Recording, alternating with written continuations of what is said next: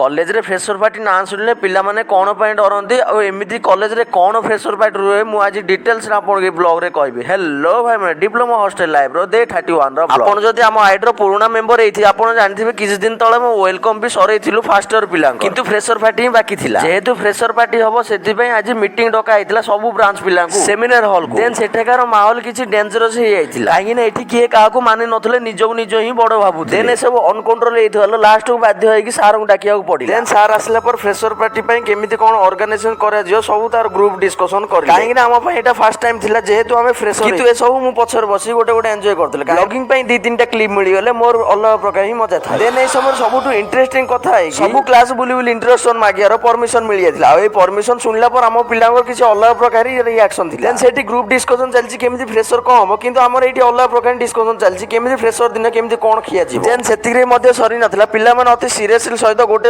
ସାରଙ୍କ କଥା ସବୁ ଅବଜର୍ଭ କରୁଥିଲେ। ଆପଣ ତ ଜାଣିଥିବେ ଫ୍ରେସର ପାର୍ଟି କଲେଜ ମାନଙ୍କର କିଛି ଅଲଗା ପ୍ରକାର ହିଁ ଏନ୍ଜୟ ଥାଏ। ଏବେ ଆପଣ କମେଣ୍ଟ କରିକି କୁହନ୍ତୁ ଆପଣଙ୍କ କଲେଜ ଫ୍ରେସର ପାର୍ଟି ହେଇଛି ନା ହେଇନି।